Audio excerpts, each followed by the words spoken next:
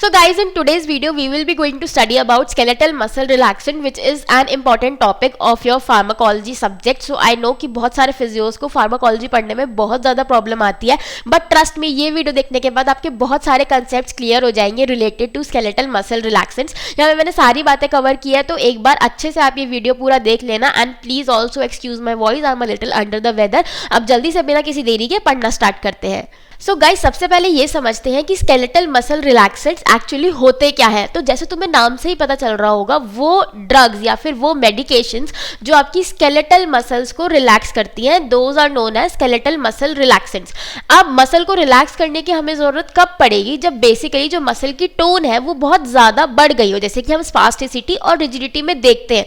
तो बहुत सारी कंडीशंस ऐसी होती है जहाँ पे पर्सन का हाथ बहुत स्टिफ हो जाता है, स्पाज में चला जाता है, या फिर किसी भी नोन पैथोलॉजी की वजह से उसकी जो टोन है वो नॉर्मल लेवल से बहुत ज्यादा बढ़ जाती है। तो जब ऐसी कोई कंडीशन होती है, in that case we give skeletal muscle relaxants. तो skeletal muscle relaxants are the drugs that act peripherally और centrally to reduce the muscle tone. अब यहाँ पे पेरिफेरली और सेंट्रली का क्या मतलब हुआ? पेरिफेरली की या तो वो डायरेक्टली मसल के ऊपर टारगेट कर रही है कि फॉर एग्जांपल किसी के बाइसेप्स में अगर टोन बढ़ी हुई है तो हमने जो डायरेक्टली एसएमआर है यानी कि स्केलेटल मसल रिलैक्सेंट वो डायरेक्टली उसके बाइसेप्स पे ही दे दिया, तो बाइसेप्स की टोन अपने आप कम हो गई। बट अगर मान लो कोई ऐसी पैथोलॉजी है, किसी पेशेंट को स्ट्रोक हुआ और उसको स्पास्टिसिटी डेवलप हुई, या फिर किसी पेशेंट को किसी भी पैथोलॉजी की वजह से रिजिडिटी हो गई है, तो उसमें उसकी जो ओवरऑल बॉडी का मस्कुलेचर है, उसकी जो टोन है वो बढ़ जाती है। तो तब हमें ऐसे ड्रग्स देने होते हैं जो कि सेंट्रली एक्ट करें, और सेंट्रली एक्ट करने की वजह से जो ओवरऑल बॉडी में मसल्स है, जो ओवरऑल मसल्स है इन दी बॉडी, उनकी टोन वो डिक्रीज कर दे। तो पेरिफेरली और सेंट्रली में यही फर्क होता है, दोनों काम वही कर रहे हैं कि that is they are reducing the muscle tone. अब ये हमारे दो टाइप के होते हैं, centrally acting and peripherally acting. तो ये दोनों बातें मैं आपको ऑलरेडी एक्सप्लेन कर चुकी हूँ कि पेरिफेरली एक्टिंग कैसे काम करते हैं, कैसे देते हैं, एंड सेंट्रली एक्टिंग का बेसिक मैकेनिज्म क्या होता है। अब जो पेरिफेरली एक्टिंग ड्रग्स है, या तो ये सीधा मसल फाइबर को टारगेट करेंगे या न्यूरोमस्कुलर जंक्शन को टारगेट करेंगे। ये ओवरऑल पूरी बॉडी को टारगेट नहीं करते, जिस जगह तुम इन्हें दोगे ये उसी लोकली एक्ट करेंगे। दैट मीन्स कि ये जो पेरिफेरली एक्टिंग ड्रग है, दीज विल एक्ट लोकली। और जो ये सेंट्रली एक्टिंग ड्रग है, ये क्या काम करेगा? ये पूरी बॉडी में ही काम करेगा, यानी कि इसका जो इफेक्ट है ओवरऑल पूरी बॉडी पे आएगा, ओवरऑल बॉडी पे its effect will be seen. So these are centrally acting and peripherally acting skeletal muscle relaxants. Now अब इनकी क्लासिफिकेशन देखो यहाँ पे, तो हमने दो क्लासिफिकेशन पढ़ी, peripherally acting and centrally acting. Then peripherally acting भी दो तरीके से मैंने आपको बताया था अभी प्रीवियस स्लाइड में, या तो हम न्यूरोमस्कुलर जंक्शन पे देंगे, तो न्यूरोमस्कुलर जंक्शन पे देंगे तो these are known as neuromuscular blocking agents, कि आपने जो एनएमजे पे ट्रांसमिशन होता है उसी को आपने ब्लॉक कर दिया। या फिर डायरेक्टली एक्टिंग एजेंट्स, कि आपने सीधा मसल में ही दिया, आपने एनएमजे पे भी नहीं दिया। अब जो न्यूरोमस्कुलर ब्लॉकिंग एजेंट्स हैं, these are further divided into two classification, non depolarizing agents and depolarizing blockers. उसके बाद जो डायरेक्टली एक्टिंग आपके ड्रग्स आते हैं एसएमआर में, these are dantrolene, sodium and quinine. उसके बाद सेंट्रली एक्टिंग में we have 4 classes of drugs, 1 2 3 4, benzodiazepines, GABA mimetics, central alpha 2 agonist, mephenesin congeners. तो ये सारे जो आपके क्लासिफिकेशन ऑफ ड्रग्स हैं, these come under the centrally acting SMRs, right. अब हम यहाँ पे बात कर रहे हैं अबाउट द पेरिफेरली एक्टिंग। अब पेरिफेरली एक्टिंग में भी कौन सा वाला? Neuromuscular blocking agent. एक और दूसरा था कौन सा? Centrally acting, which is acting directly on the muscle, वो वाली क्लासिफिकेशन ऑफ ड्रग भी है, बट यहाँ पे हम न्यूरोमस्कुलर ब्लॉकिंग एजेंट्स की बात कर रहे हैं। Now these neuromuscular blocking agents, as I told you, these are divided into two categories, non-depolarizing agents and depolarizing blockers. इनके बारे में भी हम आगे डिटेल में पढ़ेंगे कि ये काम कैसे करते हैं, बट इसके आगे की फर्दर क्लासिफिकेशन एक बार देख लो, एज इट इज आपको पेपर में लिख के आनी है। नॉन डिपोलराइजिंग एजेंट्स फिर आपके 3 पार्ट्स में बट जाते हैं, long acting, intermediate acting and short acting. Whereas जो डीपोलराइजिंग ब्लॉकर्स है, these are succinyl choline and the second is decamethonium, right. So ये आपकी पूरी क्लासिफिकेशन है overall of skeletal muscle relaxants. ये एज इट इज आपको पेपर में लिख के आनी है with the name of these drugs. Drugs के नाम जरूर लिख के आने हैं, वरना क्लासिफिकेशन में आपके मार्क्स कटेंगे ही कटेंगे, ठीक है।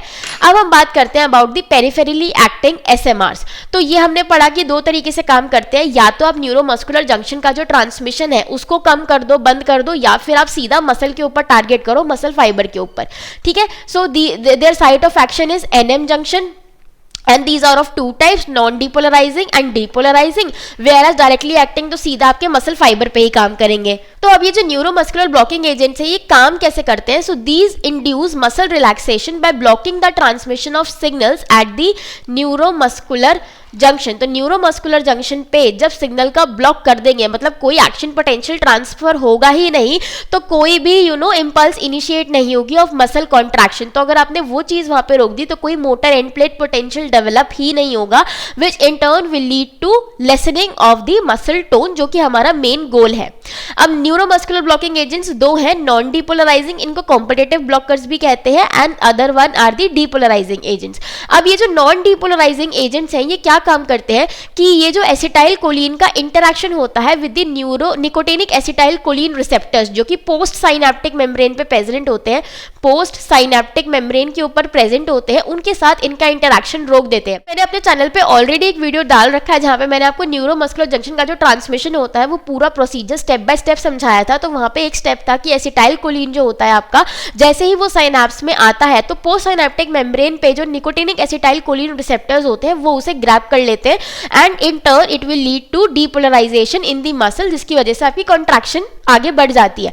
तो अगर हम एसिटाइल कोलिन को इन रिसेप्टर्स के साइड बाइंड होने से ही रोक दें, इनको आपस में बंधने ना दें, तो क्या होगा, कोई आपकी वेव ऑफ डीपोलराइजेशन जाएगी आगे? नहीं जाएगी। तो यहाँ पे ये वही चीज कर रहे हैं।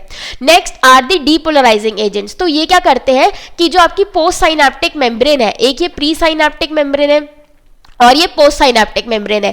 तो पहले कंडीशन में तो हमने क्या किया कि इस पे जो रिसेप्टर्स बैठे थे उनको इनएक्टिवेट कर दिया ताकि एसिटाइल कोलिन आके उनके साथ ना जुड़ पाए। दूसरा हमने क्या किया कि इस मेम्ब्रेन को बहुत ज्यादा डीपोलराइज कर दिया, बार बार डीपोलराइज करते गए। तो जैसे आप कोई चीज बार बार डीपोलराइज करते रहोगे तो क्या होगा कि उसके अंदर जो मसल है उसको रीपोलराइजेशन का तो टाइम ही नहीं मिलेगा, और अगर रीपोलराइजेशन का टाइम नहीं मिलेगा तो दूसरी वेव जो आ रही है वो कैसे आ पाएगी? तो मतलब एक तरीके से ये जो पोस्ट साइनेप्टिक मेम्ब्रेन है ना आपकी, ये बिल्कुल सुन्न हो जाती है, मतलब इसको इतनी बार मार देते हैं हम कि ये मरी जाती है, फिर इसका कोई काम करने का मन नहीं करता। तो आप ऐसे इसको याद कर सकते हो, these are depolarizing agents, right. अब नॉन डीपोलराइजिंग एजेंट्स के बारे में मैंने यहाँ पे बताया है, वही सारी बातें जो मैंने अभी आपको एक्सप्लेन करी है। So they act at the nicotinic receptors side by competing with acetyl choline. अब देखो ये आपकी पोस्ट साइनेप्टिक मेम्ब्रेन है, यहाँ पे nicotinic acetyl choline receptors present है, और इनके ऊपर नॉर्मल कंडीशन में आके क्या होता है, एसिटाइल कोलिन लग जाता है।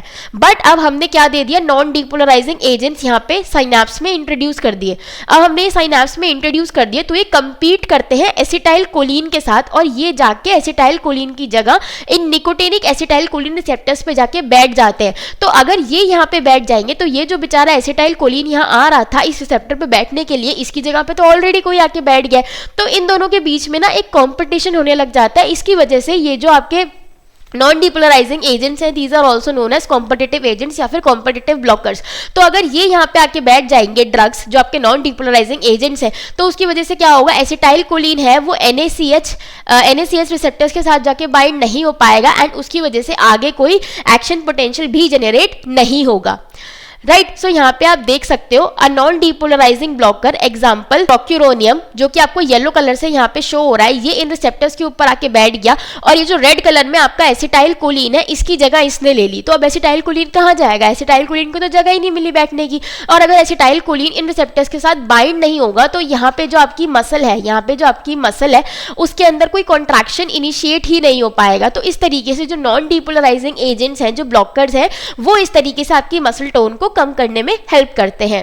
अब बात करते हैं डीपोलराइजिंग एजेंट्स। तो इसमें जो सबसे कॉमन है और जो सबसे ज्यादा क्लिनिकली यूजफुल ड्रग है, इट इज सक्सिनाइल कोलिन। अभी जो सक्सिनाइल कोलिन है इसका जो स्ट्रक्चर है, it resembles very structurally with the acetyl choline. तो इसमें देखो यहाँ पे भी लिखा हुआ है, it bears a structural resemblance to acetyl choline. Succinyl choline is two acetyl molecules linked end to end. अब फॉर एग्जांपल हमने एसिटाइल कोलिन ऐसे बनाया था, तो अगर दो एसिटाइल कोलिन के मॉलिक्यूल्स को ऐसे साथ में जोड़ दो तो इट बिकम्स सक्सिनाइल कोलिन। तो ये इसका ऐसे केमिकल स्ट्रक्चर होता है। जस्ट आपकी रिमेम्बरेंस के लिए मैंने यहाँ पे ऐसे डायग्राम शो किया है, ठीक है। तो ये देख रहे हो, ये पूरा एसिटाइल कोलिन है, और इसी को अगर दो बार जोड़ दो तो it becomes succinyl choline. So succinyl choline जो है, अब देखो यहाँ पे हमने क्या पढ़ा था कि पोस्ट साइनेप्टिक मेम्ब्रेन के ऊपर आपके nicotinic acetyl choline receptors present होते हैं, तो इन पे यूजुअली क्या होता है, एसिटाइल कोलिन आके लग जाता है। बट क्योंकि अब यहाँ पे सक्सेनाइल कोलिन आ गया है एंड सक्सेनाइल कोलिन भी एसिटाइल कोलिन से बहुत ज्यादा रिजेम्बलेंस में होता है, so this is succinyl choline and this is acetyl choline. तो अब क्या होता है, जब सक्सेनाइल कोलिन इसके ऊपर आके लगता है, निकोटिनिक एसिटाइल कोलिन रिसेप्टर्स के ऊपर आके लगता है, तो इन रिसेप्टर्स को ये लगता है कि भाई यहाँ पे तो एसिटाइल कोलिन के बैठा है, यानी कि ये मिमिक करते हैं एसिटाइल कोलिन को, राइट। तो यहाँ पे जो रिसेप्टर्स है उन्हें लगता है कि नहीं यहाँ पे तो सक्सेनाइल कोलिन आके बैठा है, तो ये एसिटाइल कोलिन ही है। तो उसकी वजह से क्या होता है कि जो नीचे आपकी मसल है, पोस्ट साइनेप्टिक मेम्ब्रेन आपकी मसल से ही तो बनती है, तो जैसे ही सक्सेनाइल कोलिन आके बैठता है तो जो आपका पूरा डीपोलराइजेशन है वो शुरू हो जाती है, यानी कि मसल कॉन्ट्रैक्शन होना शुरू हो जाता है। सो अब क्या होता है कि निकोटीन रिसेप्टर्स के ऊपर आके सक्सेनाइल कोलिन लग गया, so because of this sodium channels open up and causes depolarization of the motor end plate. अगर मोटर एंड प्लेट में डीपोलराइजेशन होगी तो उसकी वजह से क्या होगा कि जो कॉन्ट्रैक्शन है, मोटर यूनिट्स आपकी फायरिंग करने लग जाएंगे and it will eventually lead to contraction. So because of the prolonged binding of succinyl choline and the nicotinic acetyl choline receptors, muscle cannot repolarize and hence no new action potential is generated। तो क्योंकि muscle को repolarize होने का time नहीं मिल रहा, the muscle is not able to repolarize, तो इसकी वजह से एक्शन पोटेंशियल वहां पे जनरेट ही नहीं हो पाता क्योंकि हमने उसे ब्लॉक कर दिया with the succinyl choline. So this is the basic mechanism of action of depolarising blockers, कि हमने मसल मेम्ब्रेन को डीपोलराइज कर दिया एंड अब वो डीपोलराइज स्टेट में ही है, तो अगर रीपोलराइजेशन नहीं होगा तो मसल कॉन्ट्रैक्शन आगे कैसे होगी, ठीक है। तो यहाँ पे देख रहे हो ये जो ब्लू कलर से आपको यहाँ पे दिख रहा है, दिस इज सक्सेनाइल कोलिन, ठीक है। तो ये यहाँ पे आके बैठ गया, तो इसकी वजह से जो काम है आगे वो नहीं हो पा रहा है, इवेंचुअली आप मसल की टोन को कम ही कर रहे हो वैसे। अब बात करते हैं about the directly acting peripherally acting drugs, ठीक है। अब ये हम कहाँ देते हैं, डायरेक्टली मसल फाइबर के ऊपर, स्केलेटल मसल पे and not on the CNS और एनएमजे। सीएनएस में तो कौन से आएंगे, आपके सेंट्रली एक्टिंग ड्रग्स आएंगे, ठीक है, वो तो बिल्कुल अलग ही क्लासिफिकेशन हो गई। एनएमजे में भी हम न्यूरोमस्कुलर ब्लॉकिंग एजेंट्स देते हैं which come under peripherally acting drugs, ठीक है। तो ये पेरिफेरली में एक्टिंग ड्रग्स में ही आते हैं, बट यहाँ पे हम एनएमजे को ना टारगेट करते हैं ना हम सीएनएस को टारगेट करते हैं, यहाँ पे हम सिर्फ muscle fibre, for example biceps की टोन कम करनी है तो सीधा बाइसेप्स में ही एक इंजेक्शन दे दिया इसका। These type of skeletal muscle relaxants are known as directly acting peripherally acting skeletal muscle relaxants, right.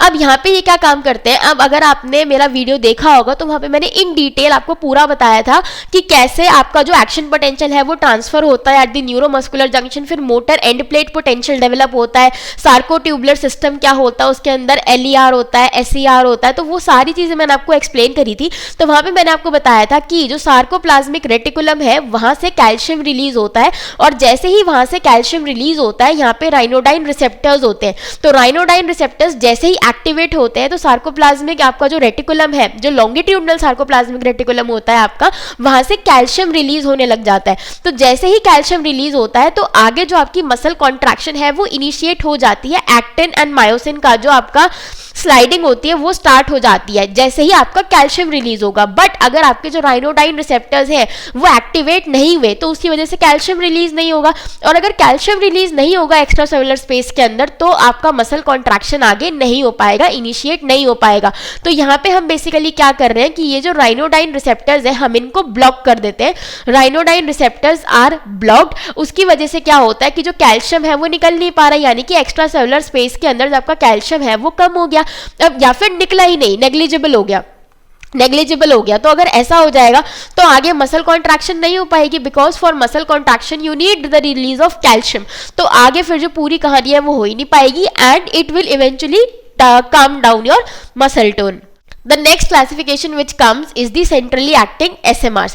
अब ये वो ड्रग्स हैं जो आपके सेंट्रल नर्वस सिस्टम यानी कि ब्रेन और स्पाइनल कॉर्ड को टारगेट करते हैं ताकि आपकी मसल टोन कम हो सके, स्पास्टिसिटी कम हो सके, और ये न्यूरोमस्कुलर जंक्शन या फिर मसल फाइबर को टारगेट नहीं कर रहे। क्यों? क्योंकि ये तो सेंट्रली एक्टिंग है, पूरी बॉडी की मसल्स को ही हम यहाँ पे टारगेट कर रहे हैं। अब ये कैसे काम करते हैं, इनका मैकेनिज्म ऑफ एक्शन क्या होगा, बच्चे यहीं पे ज्यादा फंसते हैं मैकेनिज्म ऑफ एक्शन पे, तो मैं आपको यही चीजें एक्सप्लेन कर रही हूँ यहाँ पे।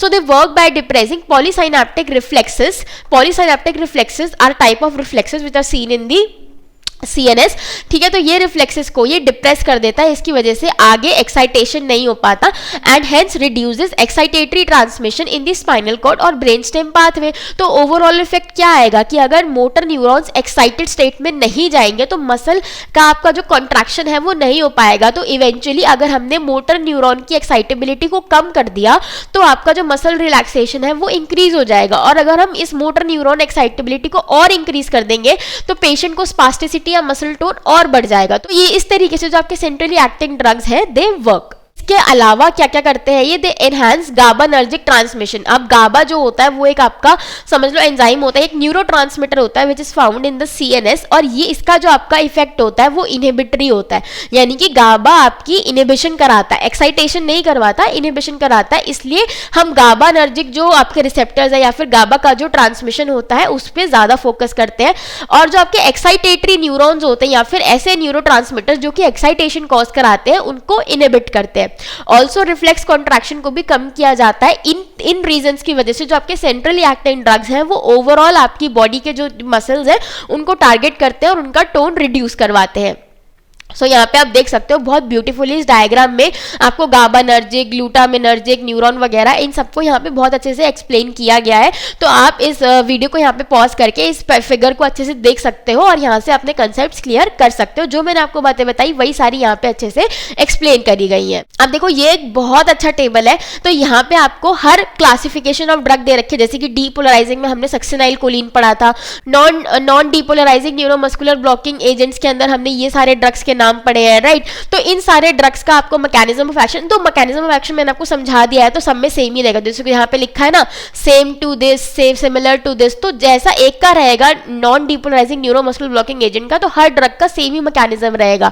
इनके जो इफेक्ट्स है फिर आप यहाँ पे देख सकते हो, इनका क्लिनिकल एप्लीकेशन की हम कौन कौन सा ड्रग कहाँ कहाँ दे रहे हैं, एंड बेसिकली इनका फार्माकोकाइनेटिक टॉक्सिसिटी एंड इंटरेक्शन भी आपको यहाँ पे इस टेबल में देखने को मिल सकता है। तो आप वीडियो पॉज करके यहाँ पे इस टेबल को अच्छे से पढ़ सकते हो, रीड कर सकते हो, और चाहो तो अपने एग्जाम में ऐसा एक टेबल बना के आ सकते हो।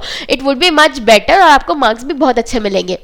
Same goes with the centrally acting drugs, centrally acting antispasmodic drug acting directly on muscle. So this it comes under the peripherally acting drug जो directly muscle पे ही लग रहा है। तो ये पूरी टेबल आप अच्छे से मेमोराइज कर सकते हो, इसको as it is अपने एग्जाम में लिख के आ सकते हो। So guys, this is all about skeletal muscle relaxants. I hope you found this video helpful, and if you have any doubt or query related to this topic, you can ask me in the comment section, and if you want such informative videos, you can also subscribe to my channel. Thank you.